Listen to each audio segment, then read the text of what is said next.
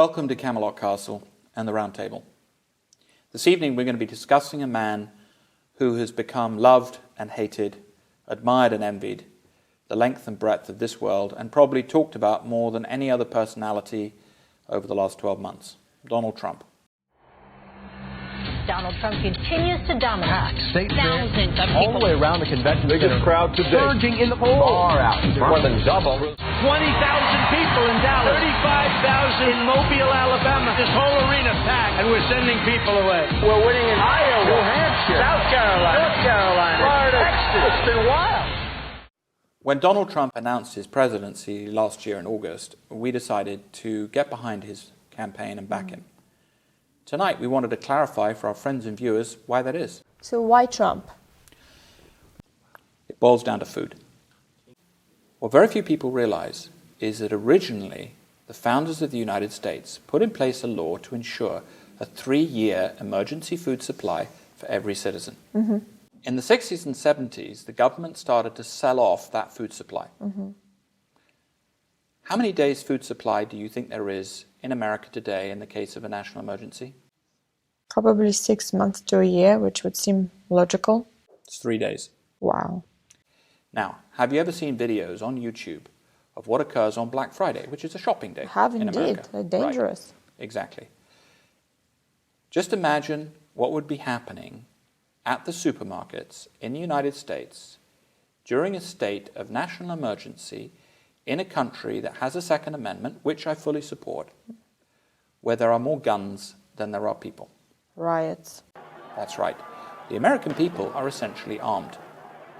So right. it doesn't take much of an imagination to understand what would happen in that country were there to be a financial crisis. We can all imagine it. It's brutal. Now, the question then becomes, is you hear about the debt ceiling. Mm-hmm. You hear about $19 trillion worth of debt. You hear that there's going to be $21 trillion worth of debt when Obama leaves office. At some point, there will be a crisis of confidence if you continually keep printing money. Now, I can't tell you whether that crisis will occur tomorrow, whether it will occur in 2 years, 3 years, 4 years, but unless something is done to reverse the trend of debt, America will experience a crisis of confidence. Now, the dollar is the primary reserve currency, not just of America, but of the entire world. So a crisis in the dollar and a loss of confidence in the dollar would make the messes in Rhodesia, in Brazil, 1930s Germany, where you saw horrific hyperinflation of the currency and a total debacle. You had people trying to pay things with wheelbarrows of cash. And what's interesting is that the graphs of the American debt mirror the graphs that were occurring in Germany in 1930. So there is no question. A civilized economy cannot continue to print money that is not theirs. How can Donald Trump prevent this economic disaster from happening? One word, competence.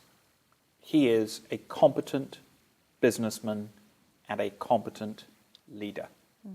If you read his book, Crippled America, which is one of the best political works that I have ever read, extremely succinct, extremely easy to understand, he lays out a step-by-step plan that would do more to reverse the fortunes of the United States and indeed the whole world than any other politician has ever done in the last 50 years.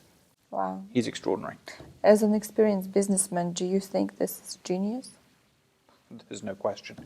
Donald Trump is a competent businessman and he is a business genius, yeah. So it wouldn't just affect people in America, and that's why this election is very, very relevant to people in this country, in Europe. It's relevant to Germany, it's relevant to Greece, it's relevant to countries all over the world, it's relevant to Russians. But you had a great point that you wanted to make. Absolutely, because obviously our economies are very much related, and it has been very unfortunate to us to watch what's happening in Russia and relationships between Russia and America. And that's why we are very excited about Trump possibly becoming a president, because as I see it, he is the only person who is able and capable and, it looks like, willing to get on with Putin and bring something productive and positive that could materialize between the two great empires. And this is a real opportunity to end Cold War for the first time, for real. It has never really happened before. And well, he said that he would get on with Putin. He did. And as far as I know, Putin has even made some indications. He did, yes, he did. That he sort of respects Absolutely, Mr. Trump. absolutely he did.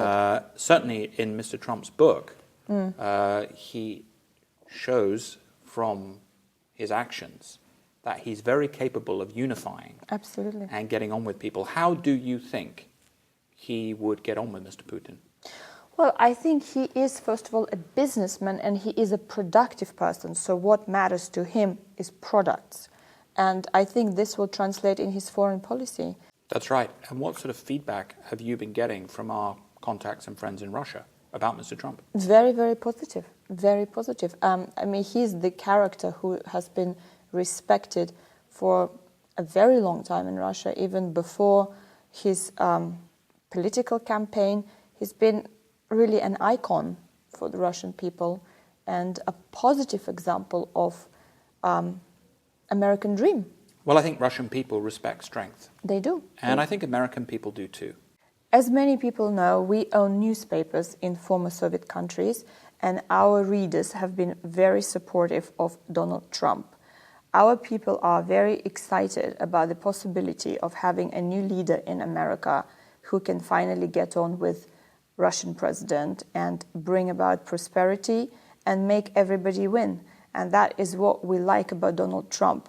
Donald Trump is all about victories. And I'm absolutely sure he can bring victories not only to America, but to the rest of the planet. And that is why I really encourage all American citizens to vote for Donald Trump and make America great again.